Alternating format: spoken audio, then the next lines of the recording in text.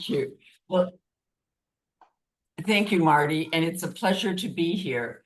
So, right now I'm partially retired, mostly retired, but I have been running my own business since 1985. And I don't know if they can see me, but I have a head of white hair and it explains a lot. But it was some very productive years when I ran the business full time. So we're going to talk about a business plan. And it says 88 here because I switched in 80, and we'll talk about this too. In 85, I was a sole proprietor, and then I switched to a subchapter S in 88. So state of Illinois thinks I'm 88. But let's begin with the beginning. And why isn't my slide down working? Well, hold on. Okay, so that's me. And my contact information is on the last slide. So where do you begin? Begin with a great idea, something that solves a real problem. And it doesn't have to be super high tech. It doesn't have to be the next Spot Hero or the next Amazon or, anything else, Car Guru. It has to be something that solves a problem, and it can solve a problem in your neighborhood. So if you live in a neighborhood and there are no quick marts or there's no dry cleaners, it doesn't matter if the city of Chicago has 3,000 dry cleaners. I've never really checked the number, but if there's none in your neighborhood, people like a dry cleaner that's nearby. So it just has to solve a problem. And even though we're going to go through a comprehensive way how to write a business plan, and I even give the city of Chicago a list of questions that when you answer all the questions, you wind up with a business plan if you answer them in complete, comprehensive thoughts. The best way to start is with the business model canvas by Strategizer. And in the next couple of slides, you'll see what it looks like. And there's a companion book called The Business Model Generation by Alexander Osterwalder and Yves Pignou. I don't know. I'm not French speaking, so can't really tell you. So this is what the book looks like. And you really have to buy the book or get it from the library. It's free. Save money. You're an entrepreneur. But do not get the ebook, because the first sentence in the ebook says, this book is better as a book. So don't get an ebook. You can buy it at Amazon, you can get it online, but I strongly recommend you get it at the library, save bucks. And then the business model canvas, which is the companion handout, which I've also given to the Department of Business Affairs, has 9 key elements: key partners, key activities, key resources, your value proposition, what are you offering, your channels of distribution, who are your target audiences, because it's much easier to sell the heaviest user of your product, because you'll just make the most money in the shortest period of time. The cost structure, how much does it cost you to get your product or service to market? Your streams of revenue, are you going to have more than one stream? And a lot of times you do. Say you make pancake mix. So you can have many, many streams of revenue. You can have the commercial, the consumer size that's maybe a 16-ounce box of pancake mix. You can have the 5-pound box that maybe goes to restaurants and hospitals and hotels, the commercial end. And you can have the size that you sell to the government to make pancakes for the Army and the Navy and the Air Force that might be a 50-pound box. So you can have many streams of revenue. And then your customer relationships. How do you sell directly? Do you sell through distribution places? So this helps you organize your thoughts. And here, I'll show you this is what it looks like. This isn't really clear because I just did a cut and paste from the internet. This is a patented product by Strategizer in the corner. But you can see the elements, and some people tell you fill it out left to right, other people say right to left, but they also tell you to fill out the answers to organize your thoughts on sticky notes. That way, if you put something down as a key activity and you really find out later that it's more of a cost structure, you can just take off the sticky note and put it in the right place. So this is, I've also given you this as a handout, but you can easily find it on the internet. So now we get down to the nuts and bolts. So what is a business plan? A business plan is a document that clearly defines the goals and the of a startup or even an existing business, because you should really visit your business plan every 18 to 24 months, because a lot of times you think your business is product or service A. And when I talk about product, it's product or service, they're interchangeable. But sometimes your customers redefine what your business is. And that's sort of like how the UPS store sort of made its changes. First, it was just a place to ship and pack, goods to send to people. And then they realized they could do mail handling and they could do photocopying, and now they do binding and all sorts of things. So, sometimes your customers, because they keep asking you for a service and you think, oh, I can do that. I can accept packages. Think of all the places now that have Amazon hubs that never had them before, because the small business makes a revenue from having an Amazon hub. I hope all of you know what that is. That's one of those like locker box things that's probably 20 or 30 feet long and has, 4 or 5 lockers in a row, where Amazon drops off packages for people who don't want their packages stolen during the day. And it's very often at a 7-Eleven or a liquor store, somebody who's open late. So after work, people can come and pick up their packages. So a lot of times your customers help you redefine the business. And that's why you have to revisit your business plan every 18 to 24 months. And it also outlines the specific methods for achieving these goals. So what's in it? It's an executive summary, a business description, the product or service description, a marketing plan, an operations and management plan, and a financial plan. So even though the executive summary comes first, and I'll tell you what that is, we're going to go over it. It's 1 or 2 paragraphs. It can be a page and a half. That it just has to be concise. There's not really a definite limit, but usually a page and a half. And it summarizes your unique business. And we're going to talk more about a unique selling proposition. But like I said, often it's that you're the only one in the neighborhood, like a daycare center. If there's no daycare centers in the neighborhood and the neighborhood needs one, it's not unique in the sense that nobody has a daycare center, but nobody has one nearby. And it includes your product service description, your target market description, and your overall goals and objectives for your business. So even though this is a few paragraph summary of your whole business idea, it comes first in the business plan, but you should write it last. So when you start writing your business plan, type a title on a page, executive summary, and leave the page blank. And then we'll go on to the next subject. And the reason you leave it blank is that if you answer all the questions in the handout, which I've also given to the Department of Business Affairs, you will write a much, much more concise business plan summary if you do it at the end, even though it shows up first. So what is the business description detail? You describe it basically, who you are, what you're doing, to whom you're doing it, who's your customers. So you can give the complete business name and location and the legal structure of the business. And we'll talk more about this later, but are you a sole proprietor, a simple partnership, an LLC, a subchapter S, a C corporation? What makes your business unique? And that's the unique selling proposition. Why will customers buy from you?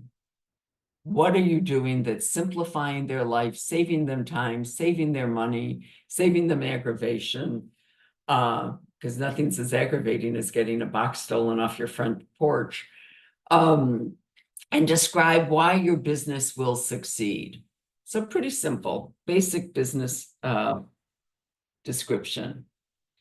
Now, the product service description. What is your product or service? And summarize the key technology. And there may not be technology. Like I said, if it's a daycare center or a dry cleaner, maybe you use only green chemicals, and that's your buzz to make your business different, that you're using safe chemicals. You're all probably too young to remember a concert pianist, Liberace, but he almost died from the cleaning fluids used in his elaborate costumes when he played piano. So, what's your key concept or technology that your business is based on? Think of an Apple AirTag or a TileMate, and, it helps you find your keys or your phone or something, by Bluetooth. So what's the key technology or strategy? And what features and benefits does your product have? And when you think of a feature, think of this combination. You should describe it as FAB, a feature, the advantage of the feature, and the benefit of the feature. So the feature could be that in the daycare center, that you're open from 7:30 in the morning to 6:30. And the advantages is that it's really for convenient for people to drop their children off and pick them up. And the benefit is they don't have to be on the clock. If you stay open to 6:30 and all the other childcare places close at 6, well, the benefit is that they have more time to get you before the late fees start kicking in. So what are your features and benefits? How does your product or service solve your customers' needs uniquely? Because that's the unique selling proposition. Why would a customer buy from you? What big problem are you solving? And a lot of time, the problem is really pretty simple, as clear as the nose on your face.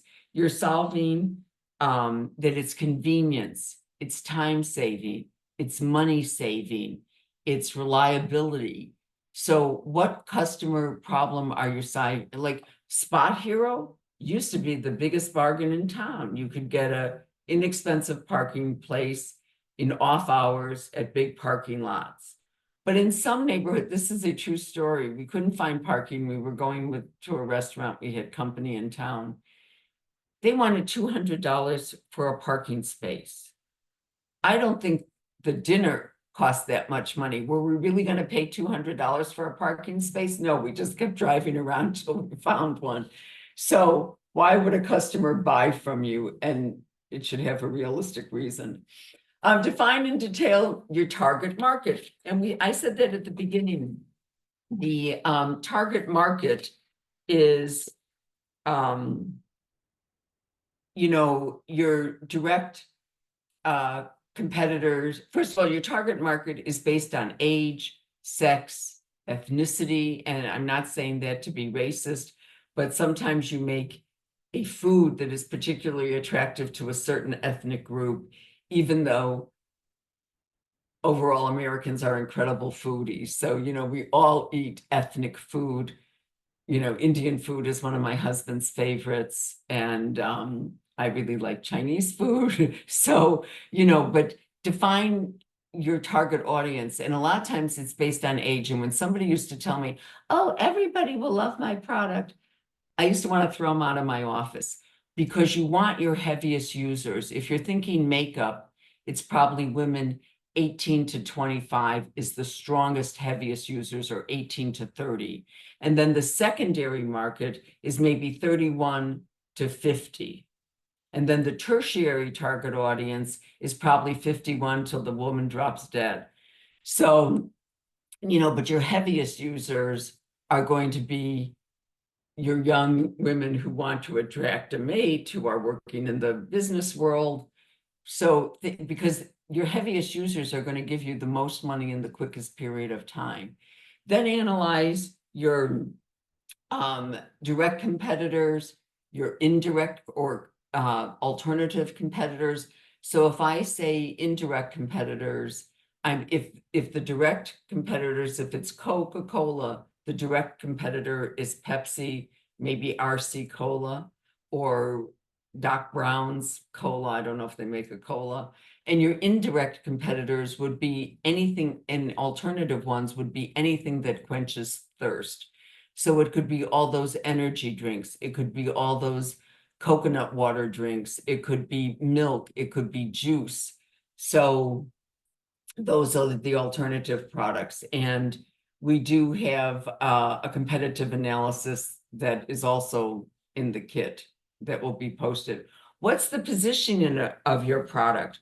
Will it be, good, better, best? Is it the most expensive? Is it the Audi or the Lexus? Or is it the Buick and the Honda? Or is it a Chevy? So good, better, best. What's the positioning for the price of your product? And the price doesn't necessarily have anything to do with the cost, because a lot of times, I don't know why people pay so much for Fiji water, but they do. It's probably the same water that's the quartered water that you get from Costco, but the cost, it's based on image. I don't think one of the luxury cars is really that much more expensive to make than the average Buick, but they sure get a whole lot more for it. Define your product packaging, and sometimes you are the product package. Think real estate agents. If any of you have ever looked at and bought a home or a condo, when they pick you up to show you places, they are dressed to the nines. They have a luxury car because they want you to know that they are the best real estate agent in Chicagoland, and they are going to help you find your dream home or condo. And so they want to look successful. But also think of uniforms, product packaging, that there's the Best Buy blue t-shirts or the Target red polo shirts. So think about the product packaging. And a lot of times the product packaging really is what differentiates the package. I just read, I want to say it was in yesterday's newspaper, Campbell's Soup, who had been around since sometime in the 1800s, wants to drop the soup from their name because they own Prego, and they just bought the company that makes Rao tomato sauce, and they have Rao's tomato sauce, and they have all sorts of other products. So, the packaging can be really important. Think of Campbell's Soup, cup of soup. Think of Dean's Milk Chug, they revolutionized milk by making it fit in the cup holder, because it always used to come in little wax cartons like cream does. Think of Tide Pods, dishwashing pods, mac and cheese cups, oodles of noodles, ramen cups, K cups, squeezable baby food, Go-Gurts, all sorts of products where the product packaging itself, even cups of pudding and Jell-O. Growing up, if your mother didn't make Jell-O, you didn't get it. Now it comes in prepackaged little cups that you can put in a lunchbox. So a lot of times the package is what's so unique about the product. And where will your business be located? And is location even critical? So if you're a real estate agent, yes, you often have a little desk that you share at some agency, but a lot of times you work from the den in your home, because you always go and pick up your client. They really never come back to your house. And so it doesn't matter where you're located. It's just that you find them their dream home. But sometimes location is important. And there's the old adage that real estate says location, location, location. I'll show you a few slides in a minute. But sometimes the location is critical. if you are an entrepreneur, especially a woman entrepreneur living alone, I strongly recommend, and I don't have stock in them, that you go to a the UPS store or the mail, I guess it's mailboxes, et cetera. Now it changed its name, it's mailboxes, et cetera, actually.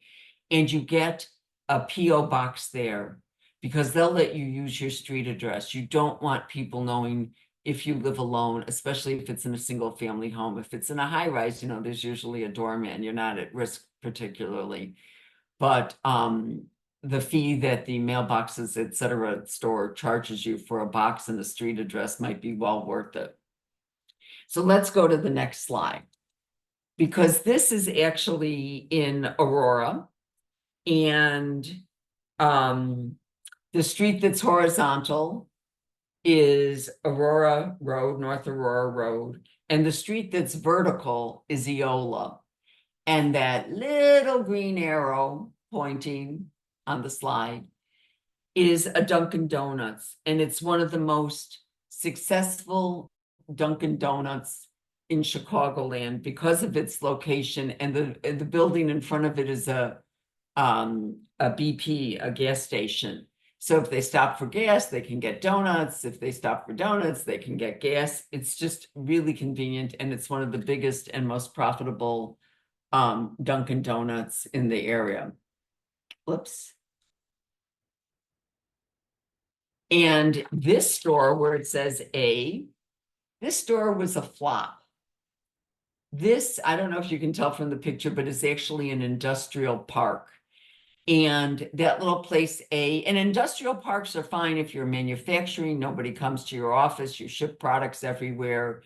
An industrial park can even be okay for an accountant because you mostly go to the clients to close up their books, so they only really come, you know, they're coming to you because they found you by word of mouth or somebody recommended them, or, you know, they don't come too often. They email you their books, you close the books, you send them back. But this was a retail clothing store in the back of an industrial park. It had no visibility. You couldn't see it from the street. You couldn't see it anywhere.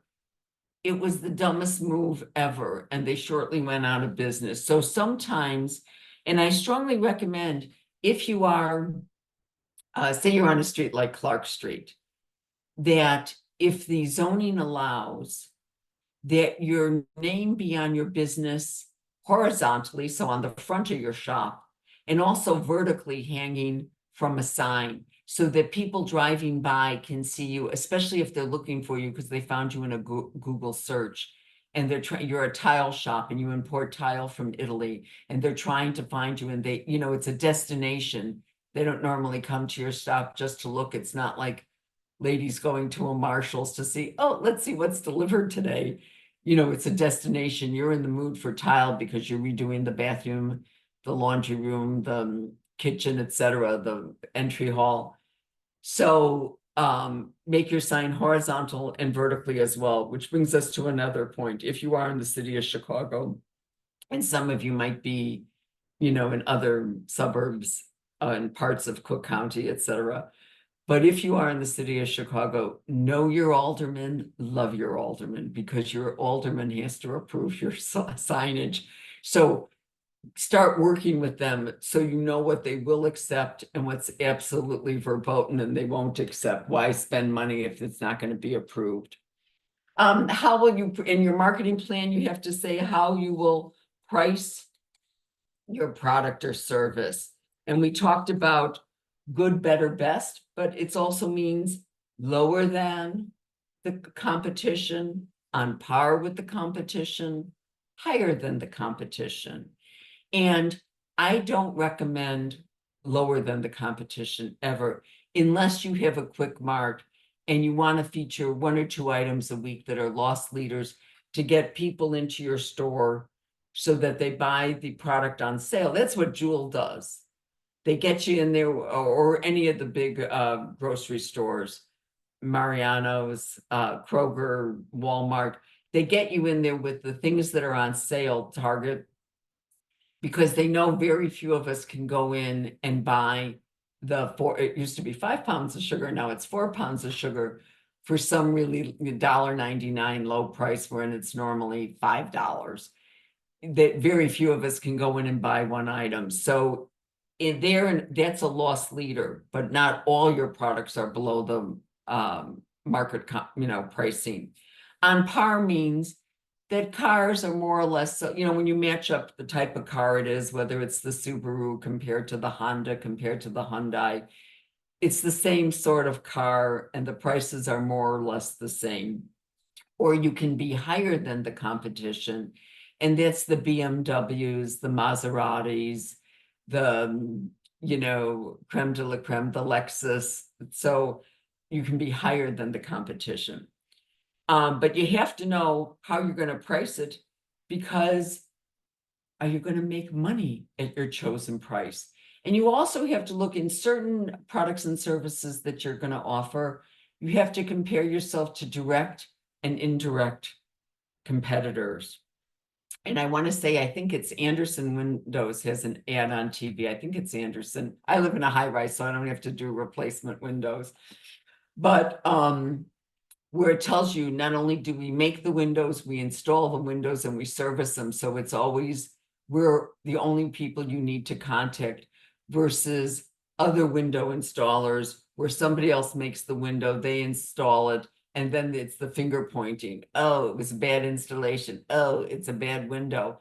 So, I think that's a very unique selling proposition that Anderson says we do it all. But you also have to think of your price compared to direct and indirect competitors. So I don't know how you feel, but I know when I'm in the grocery store and Coke products are on sale, I buy Coke products. And when Pepsi products are on sale, I buy Pepsi products, because they make, I forget what Coke has Coke, Sprite, Diet Coke, Coke Zero, Fresca. And I prefer Coke, but I absolutely will buy Pepsi Zero, Cherry Pepsi Zero, when it's on sale. And so you have to look at your competition and your indirect products, because, when ice products are on sale and they're much less expensive than Coke or Pepsi, I'm drinking ice products. So think about that when you do your pricing. And most of all, you have to be profitable at your chosen price. That said, you don't have to be profitable from day one, but your long-term goal after a few months of business is to get to break even. And we'll talk about more of that when we get to the finance part. So developing a marketing plan. How will you promote and advertise your product or service? And how will you reach your target audience? Are you going to use mass media or targeted media? I thought one of the most brilliant campaigns was WeatherTech floor mats and the cup holder, etc., because they mostly advertised when they were new. They advertised on 105.9 FM or WBBM 780 on your dial. It was news radio. People were driving to work. They tell you on the 8s the weather and what's going on all the Chicagoland highways traffic wise. And so when you're in your car and it's snowing and you just brought in a bunch of slush when you cleared your windshield wipers in Chicago, your windshield in Chicago, I thought that was brilliant. They also had billboards. So when you're stuck in traffic on the Eisenhower or the Kennedy, you could see their sign, is your car spotlessly clean because you have our floor mats. So, so they did it very local and very targeted. Then there's other targeted media are direct mail, besides local radio, local newspaper, because you can buy sections of the Tribune or is it the Herald, Southtown Herald, in the southern suburbs. You can buy certain zip codes, the run of the newspaper. Or are they national magazines? Are you selling a product that's going to be on Amazon or Etsy and all the world can order from you? But local advertising is really like local spots, because you can buy just local TV spots. That's why sometimes people in Indiana or Illinois, vice versa, or in Illinois and Wisconsin, when you're on the border, sometimes you can see things that really are in a neighboring state because you're almost closer to the neighboring state than you are to downtown Chicago. So mass media is usually considered TV, billboards, national magazines, national radio stations. And when you think about that, think about Sirius XM, those types of stations that reach across the whole market.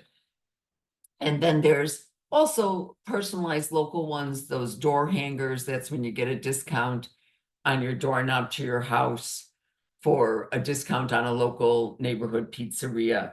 There's also Google AdWords, where you can set a budget, and they have, demonstrations how to use Google AdWords so that when you do a search, you come up first, and you can set a limit that you'll pay 50 cents for the first 10, because you've set a $5, $2.50 limit, or you can set a $10 limit or a $5 limit. And once you hit that, then you're paying the Google AdWords for the premier spot in the search. But once you've hit your maximum buy, then you're just wherever the Google algorithm lands you. But there's also e-newsletters when you have a customer base and you want to sign up and get our newsletter with coupons and offers and helpful information. This is especially good if you have a product or service where people buy it regularly and you want to keep them involved and coming back. And I will tell you that Lou Malnati's, our local homegrown delicious pizza company, and it's family owned. I don't own stock in them either. They have so many Facebook followers, and they run simple contests where you win, $50 worth of pizza, 3 large, cheese and sausage, nothing super huge prizes. But they make their Facebook page so much fun that they found out that their Facebook followers are so loyal that they advertise all their job openings now on Facebook, because they thought that people who followed them understood their mission and their family values. So, a lot of times you can do very, very well just promoting your business locally when you are a local business. And that also includes sponsoring kids' little league teams, etc., getting your signage out, in the basketball court of the high school. Whoops. Why is this? Okay, so then you have to, in your marketing plan, answer the physical distribution question. Where will your customers expect to find your product or service? And I like to say, if it's a Coke or a Pepsi product, you're probably never more than 300 yards, I swear, to the closest place where you can get a Pepsi or a Coke. Think about that their kiosks are at the front of the grocery store, even though you can buy them in the pop aisle of the grocery store. And they have pop machines in college dorms and train stations and bus stations and L stations and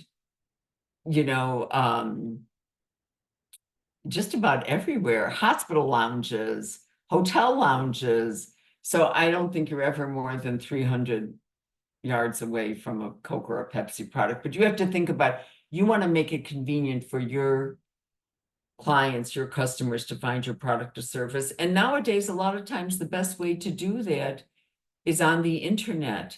And I will have you know that many, many companies that were sort of quirky started selling their products on Amazon. You get an Amazon store or an Amazon stall. And once they had lots of buyers and repeat buyers, then all of a sudden, the national mass merchandisers, the Targets, the Walmarts, the Jewels, the Marianos, the Krogers, would give them shelf space. So don't underestimate the power of having an Etsy, store or a Amazon store, because that's another very easy way to get your products distributed. Services, not so much. But you can also, there's neighborhood groups next door and those types of things where you can communicate your products. And word of mouth is one of the best forms of advertising. So if you do lawn care and you do a terrific job at Mrs. Brown's house, then her neighbor, Mrs. Green, might be inclined to hire you, as well as every other neighbor on the block. And that's also very prominent with cleaning services. Somebody gets into a big high-rise building and they talk to their neighbors and friends about, oh, I have this new spotless cleaning service, and they really do a wonderful job. And all of a sudden, you're all using spotless cleaners, and then you can trade dates if you need to, because you're always on a Friday, but this week you need them on a Wednesday. And then who will your suppliers be? And this is very, very important. Always have multiple suppliers.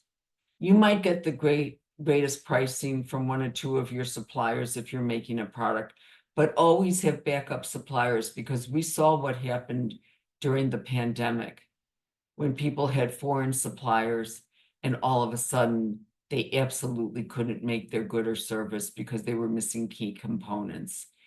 And some of it is still getting straightened out. The same thing when foreign countries have tsunamis and they took out auto manufacturing plants, because, part plants that make a critical part for a car.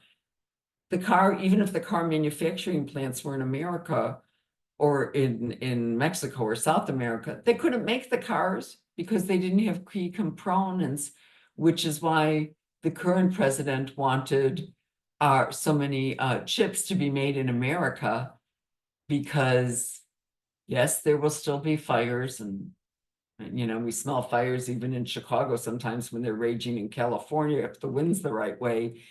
But you have a much better chance of keeping your suppliers going when they're local. But the rule of thumb is always have multiple suppliers, because something will happen.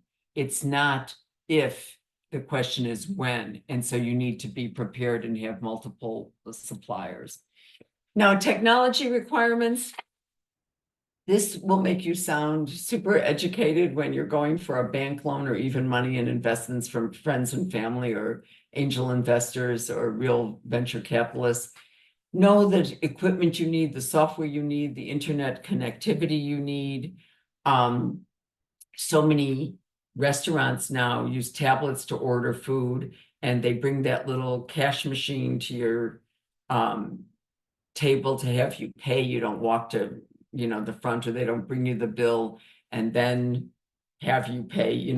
They just bring the little machine and you look at the bill and the tip and you're out of there.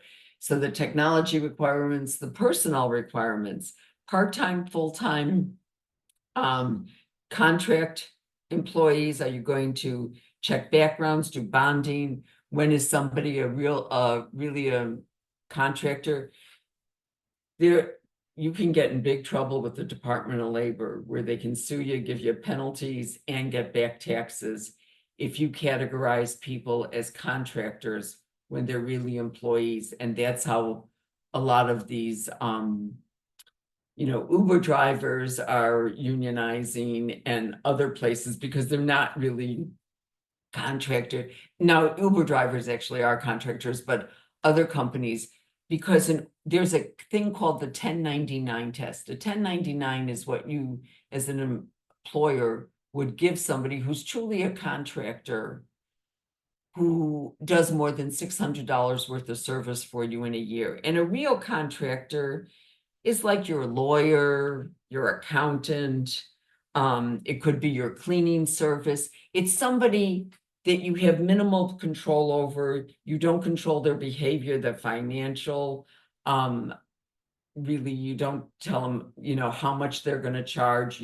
They tell you what they're going to charge. And it's the type of relationship where it's usually a part-time person you have very little control over. Think lawyer, accountant, cleaning service, whatever.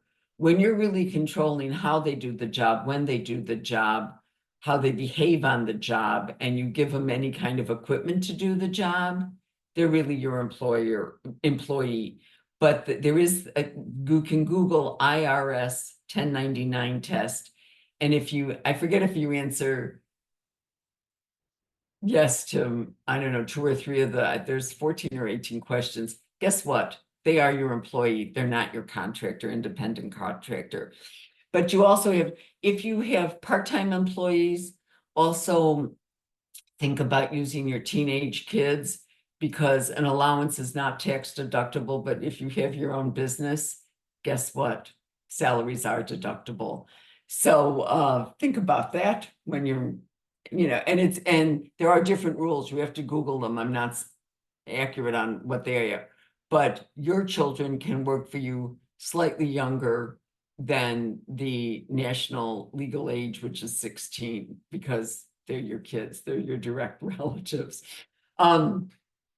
Resource requirements. What other resources do you need? Do you need a website? Do you need printed materials, leave behinds? Do you need physical office space? Because often you don't. But think about what you really need. It could be business cards, business stationery, a website. Some websites are just, the services you do and how to get in touch with you. But other websites, if you make products, you usually have to have lots of pages and describe all the products and et cetera. And then think about external requirements. Do you need the accountant, the lawyer, the cleaning service, an insurance agent? And you do need insurance agents when you open up a business. And we'll talk more about that in a minute. So here are some other resource things that you might think about. Cloud computing, getting software that's just in the clouds that automatically updates every year. Microsoft Office now is available in the cloud. QuickBooks is available in the cloud. Grasshopper.com, and there's other services. I don't own stock in any of these, but Grasshopper.com is one of those services where if I call you on your office phone and you're not there, it'll forward it to your cell phone.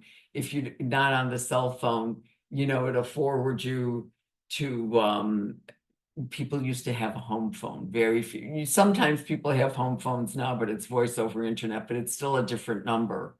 Or if they call you on your Google phone, it'll, send it to your real cell phone. So that's what Grasshopper does. It sort of searches you out to find somebody to answer. Regis offices are also like 1871 or WeWork or other shared office spaces where you have a private office. There's a fancy receptionist to answer, greet guests when they come in, give them a cup of coffee. And then they also have equipment like copiers, et cetera, and scanning machines. So that's what Regis or shared office space provides. iPads, a lot of people do, like I said, they take orders now on iPads. When you come in to, place a restaurant order. Smartphones are indispensable. And when you think about it, they really only came around in the late 1980s, and not that many years later, we can't live without them. Who's going to host your website? Is it GoDaddy, Namecheap? There's several brands that do it. Vistaprint was a great business model of a man who was starting a small business and found it was so expensive to get stationery with his address on it and business card. And so eventually his business became printing business cards and stationery and other types of promotional material for all sorts of small businesses. And the way they do it so inexpensively is it's gang printed. So instead of somebody at a formal printing business cards, one at a time, they wait till they can fill up a sheet with 72 business cards from different companies, and then they slice them and you only get your business cards. And then there's Google My Business, which is a free service. I strongly recommend it, where you get to be, it tells you your name, address, your hours of operation. It's free information and Google will post it for you. And then operations management, who will be in charge of your business? Do you have a business partner?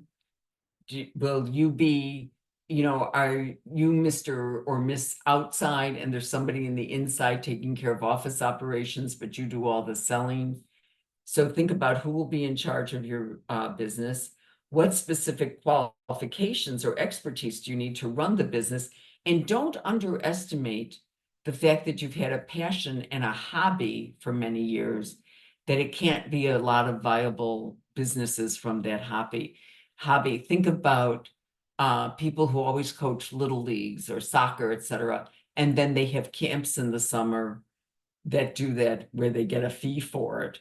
And think about people who are yarn enthusiasts and they crochet or they knit and they open up yarn shops.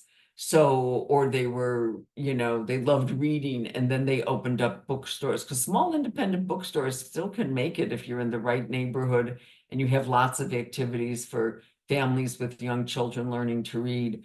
So a hobby can actually turn into a very lucrative business, but oftentimes you need special qualifications, let's say like a CPA or a lawyer, where you have to be licensed and have by the bar.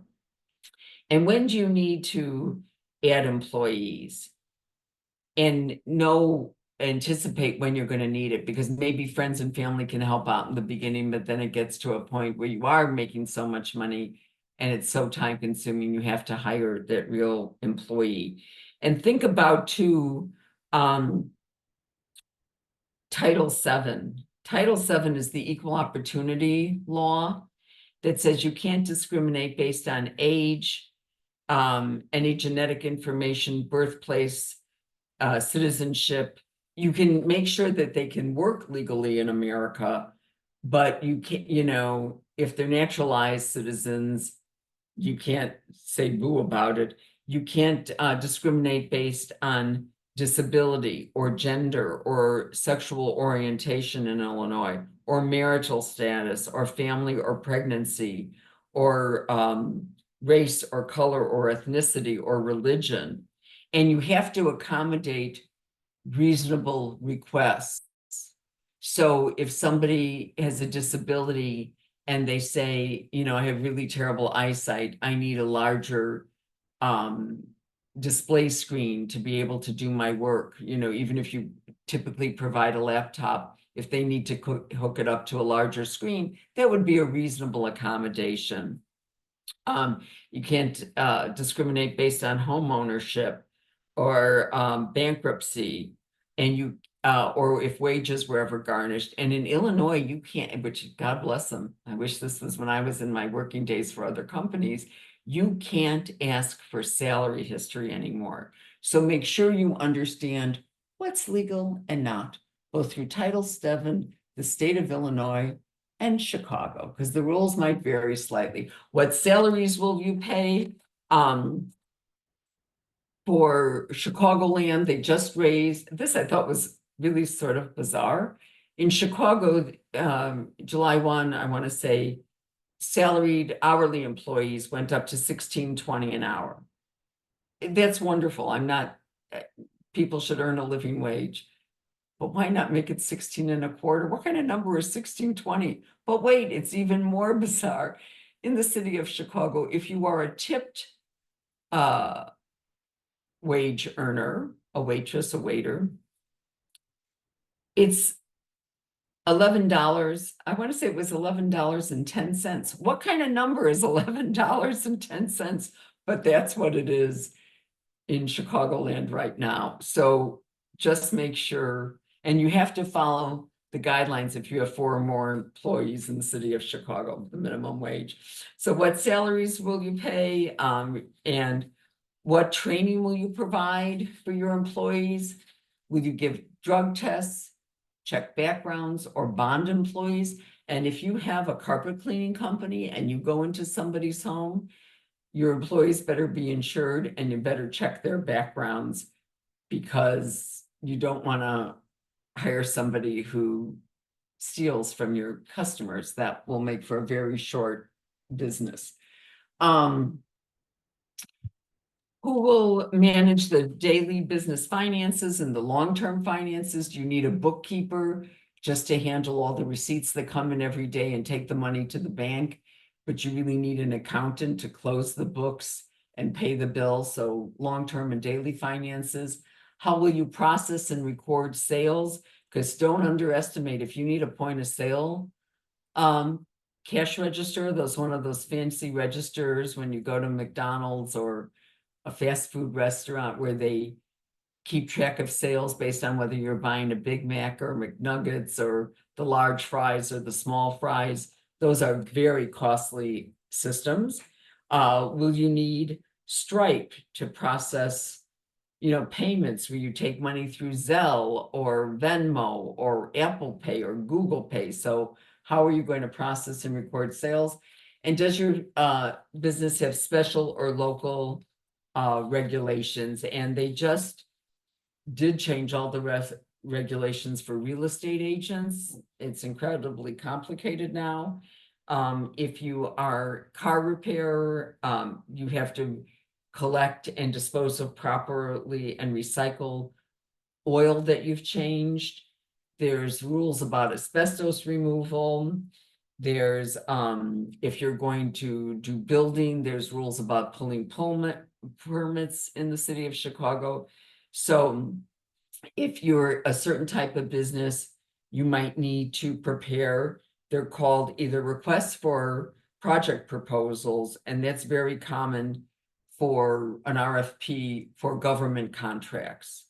So make sure you understand what you're going to need, because sometimes for government contracts, you need specialized employees that know how to complete a request for proposal. They're not that easy to follow, but the money can be wonderful.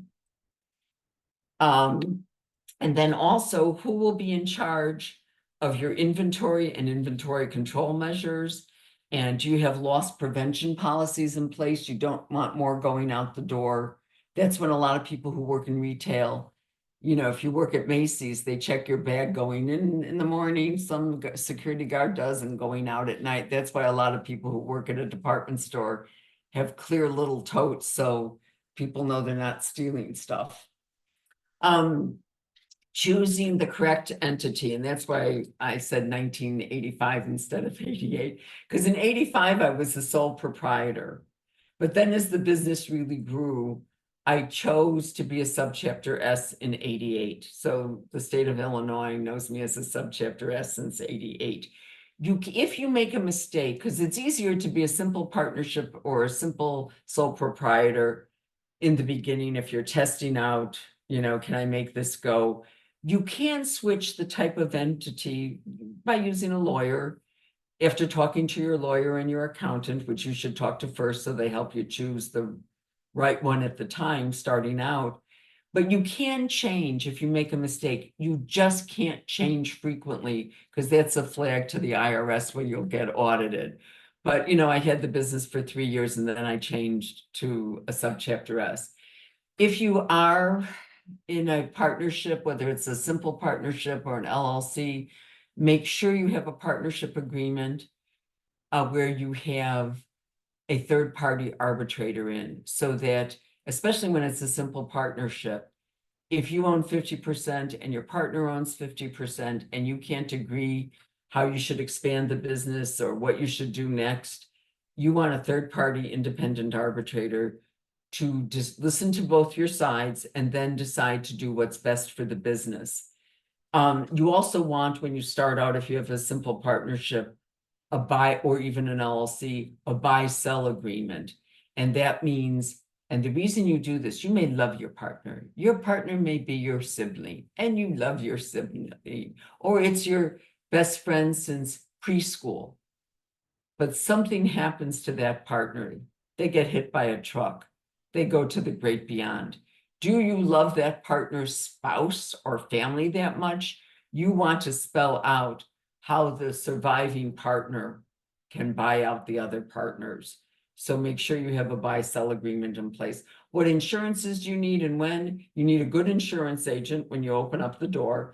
And you generally need to begin with general liability. So if the mailman trips walking into your store, you have general liability insurance. You need workman's comp as soon as you hire your first real employee. Errors and omission is for certain types of businesses. If you're an attorney or an architect or something like that, where if you make a mistake and somebody gets hurt, you need error, either financially or physically hurt, you need errors and omissions insurance. Doctors have errors insurance. It's got a sexy name for doctors, but that's what it is if they accidentally kill somebody or even take out the wrong, kidney, God forbid. Key employee insurance is when it's just a few people in a simple partnership or an LLC, and one is the key salesperson, and that really drives all the business. You might want to insure that person, because if they get hit by a truck and can't sell anymore, you want to hire an expert in the interim till you can replace that employee with another rainmaker who can keep sales up or grow. So that's what key employee insurance is. And then a lot of mistakes people make is underestimating startup costs, and also underestimating the length of the sales cycle, which I didn't add to the slide. But the startup costs, it's usually, twice as long and at least as twice as much money to start up. And the sales cycle, some products have a really long sales cycle and others don't. They have a pretty fast sales cycle. But you have to be prepared. Have you done a break-even analysis? That's where total costs equal total revenue.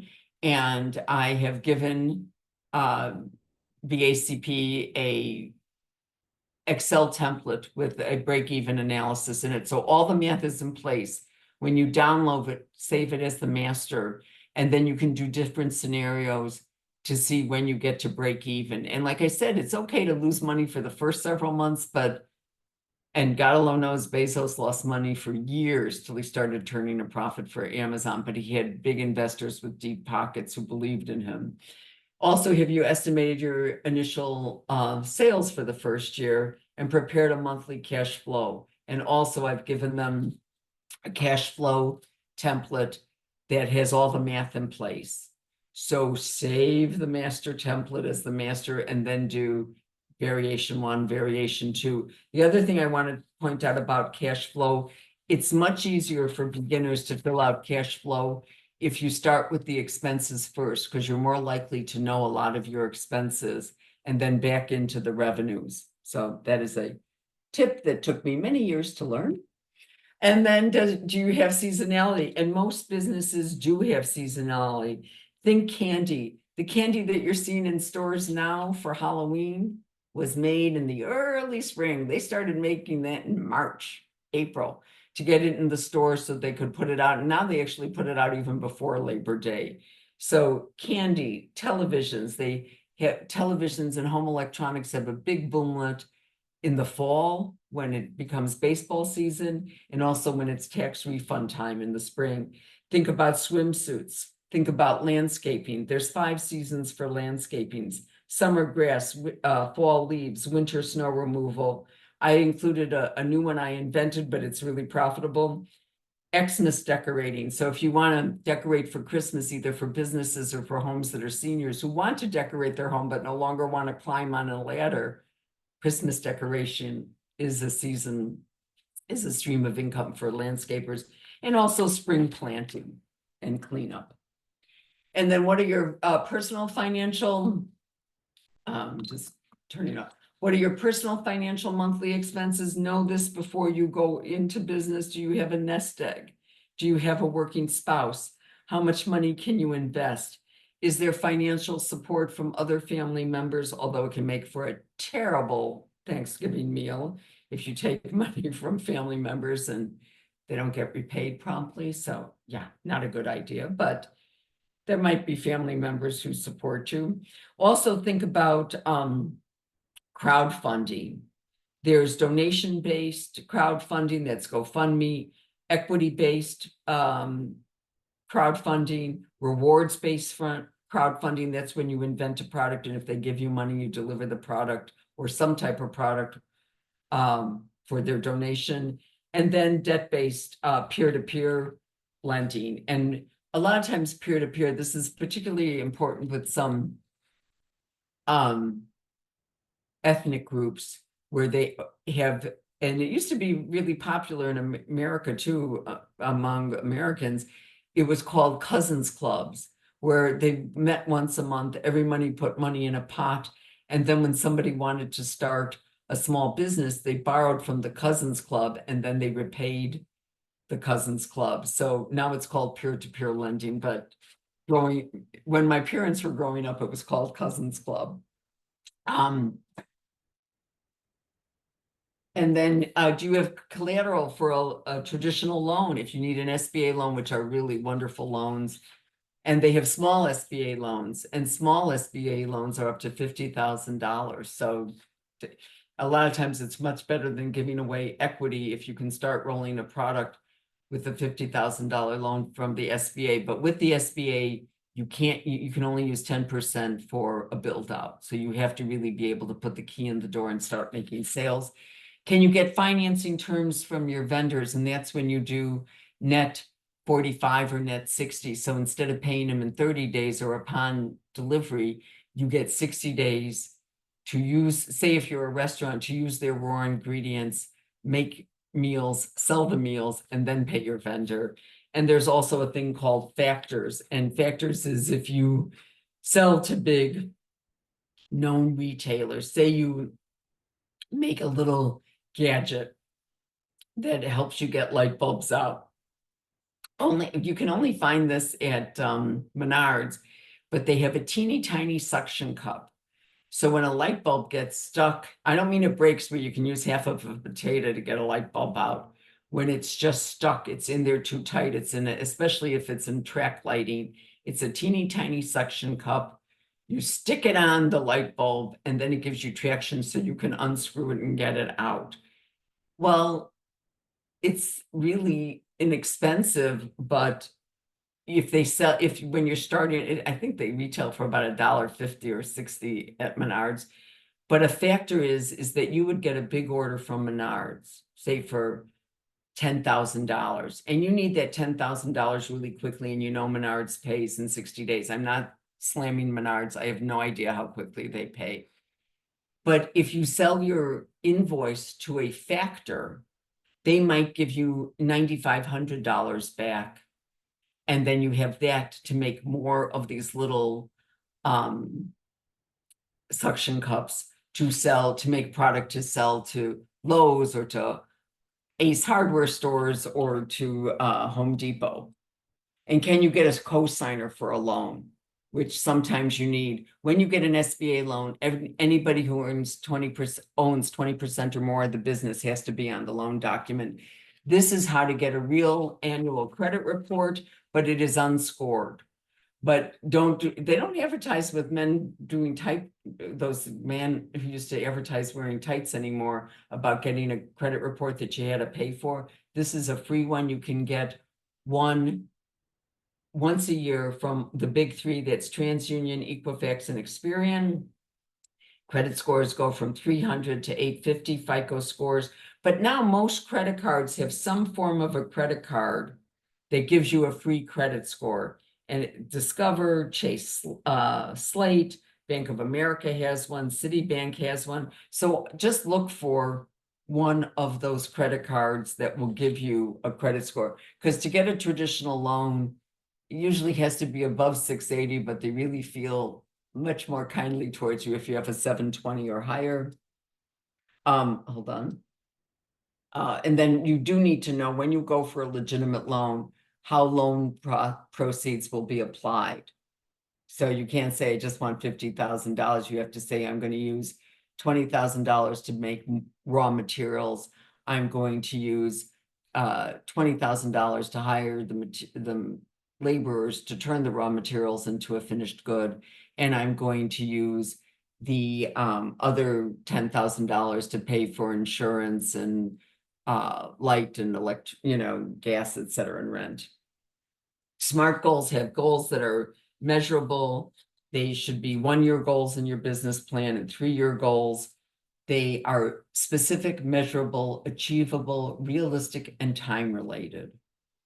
So, make sure that you measure specific, how much market share you're going to get, or how many sales you're going to get, or how much dollars in sales you're going to get, and what's your revenue and what's your profitability. But what's your break even? How quickly do you get to break even? Because remember, break even is total cost equals total revenue. And then this is me. So I finished just about on time. I'm a few minutes late, but this is how to contact me.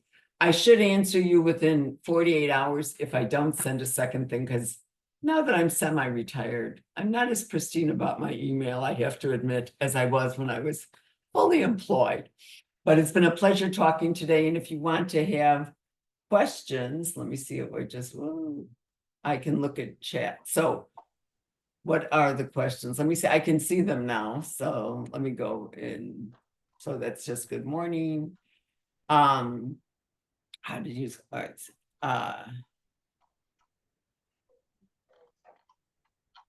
Okay.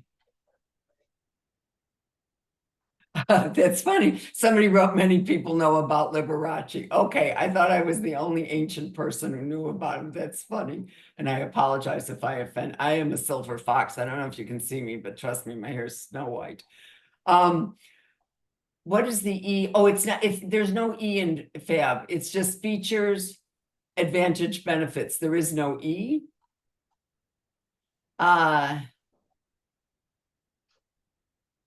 Oh, what is a Google phone number? So Google has, and it's free. Say you want to use you have one cell phone, and it's the one your mother calls you, your wife, your kids, your relatives, and you don't want that to be the same phone that your customers call you on. You can get a made-up number from Google that is linked to your real phone number, and it can even be an iPhone or whatever, but it's a fake phone number that when you know that people are calling on it, it's business and not somebody who knows you, not a relative. But I strongly recommend, even if you have one phone, but sometimes it's easier, that you just always leave your message. Hello, this is Donna Rockin. I'm unavailable at the moment. Or I used to say, hello, thank you for calling Rockin Enterprises. Nobody is available for answering your call right now. Please leave a message at the sound of the tone and someone will get back to you as quickly as possible. My mother knew she was calling my phone, but I always answered the phone as if I was a business. And even now, if you listen, even my home phone now, it doesn't say Rockin Enterprises because I use the cell phone, but it's a more formal message. Okay.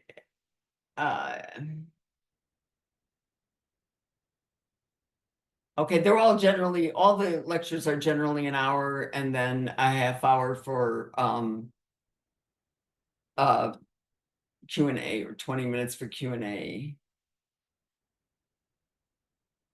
I'm glad people like this.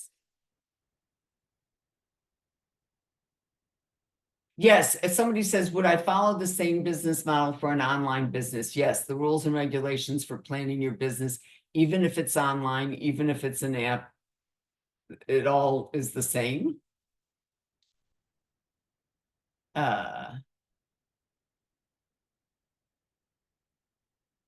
Oh, about how to research your business. Yes, that's a great question. Go to the public library, the big main one on State Street near Van Buren. They have a huge resource department, and there's two books. And don't buy the books and don't buy the service. It's expensive. You're starting out, save your money. One is called it's either the Illinois Manufacturers Directory or the Manufacturers Directory for Illinois. I forget exactly the title, but I want to say it's the Illinois Manufacturers Directory.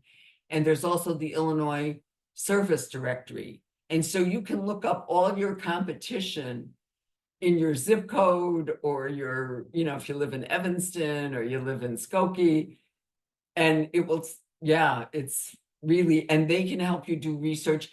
The best way to do research, too, if you're trying to guess your target audience, is to use the Census Bureau information.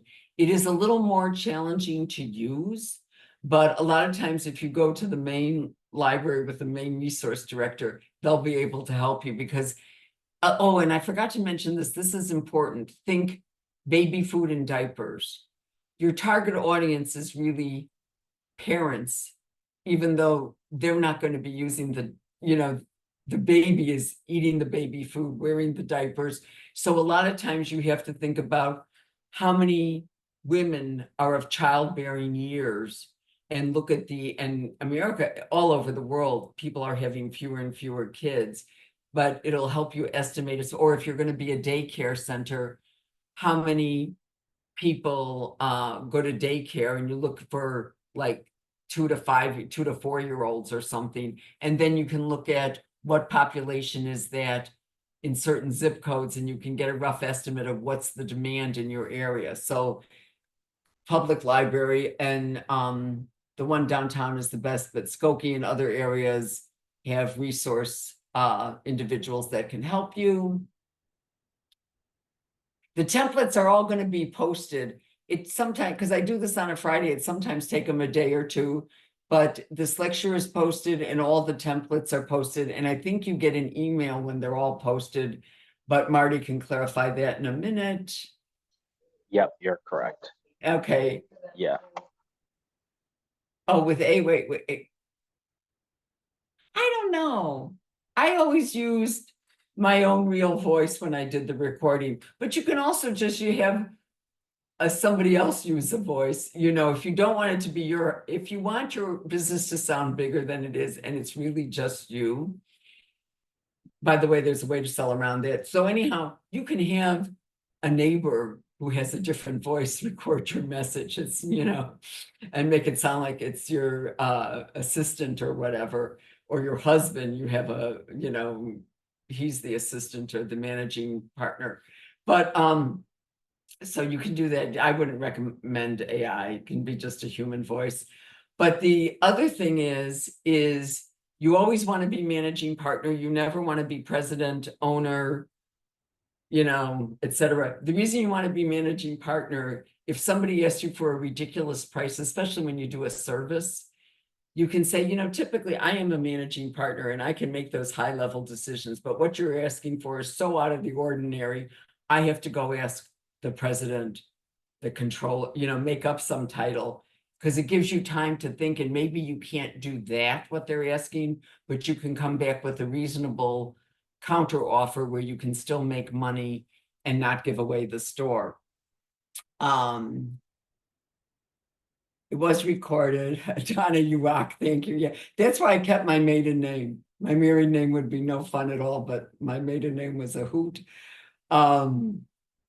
Thank you, Harold Harold Washington Library. Thank you. I said Main Library, but you're right. It is the Harold Washington Library. When it was built, I lived out of state.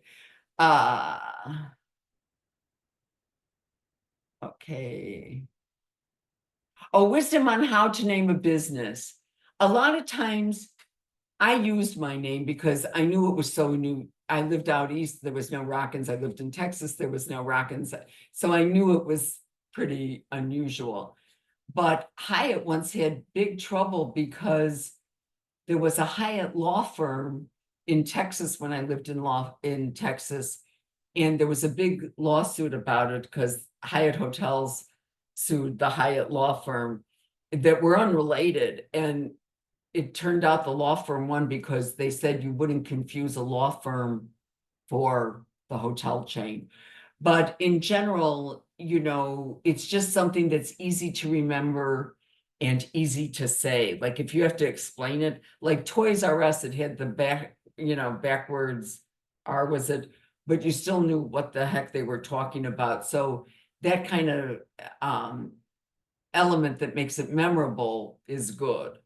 But, think about your name and think about if you think you're going to expand, you might not want it to be your name, especially if you have a common name.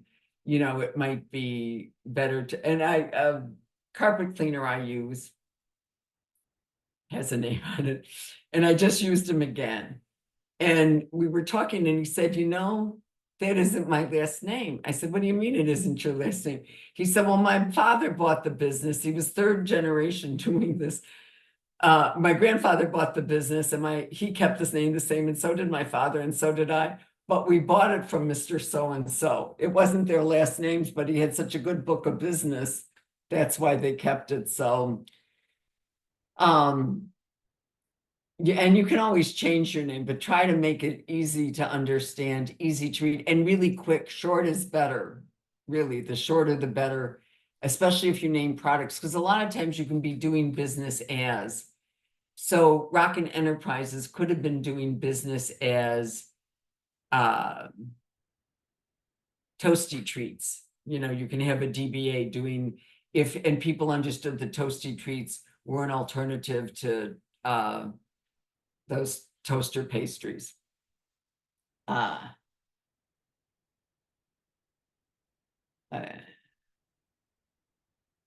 okay, the handouts will be posted.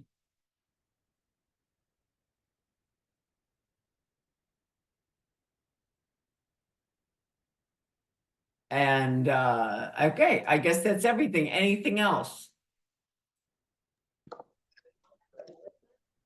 No, but I see that you're seeing all of the thank Yeah, yous I was and able to figure wonderful. out where Yeah, it was. Yes.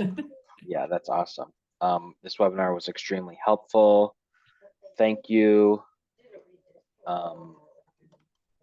Yeah, so thank you, very informative. And then to echo a few questions, yes, you'll be getting an email with all the different templates and then a link to this recorded webinar. This whole thing was recorded. So probably by Monday. If you don't receive it by like late Monday, you can reach out, but usually these are like automatic. And with that, once again, thank you, Donna. And everybody have a wonderful, And I oh, strongly one more. do recommend that you participate in BAC's program where you get enough stamps for attending these lectures that you can apply for a $10,000 loan. It's a good gig, so I'll give you a plug in Thank you. return. Chicago.gov/BACP certificate is what she's, yeah, Yes, thank you. That's a the great formal program. name for it, but it's a really good program. Plus, it is much easier to plan your business on paper and take classes because then on paper, your mistakes cost nothing except the price of the printed sheet of paper. So plan. If you fail to plan, you plan to fail. Mhm. Take care, All right. everybody. Have a great Thanks, everybody. weekend. Bye-bye.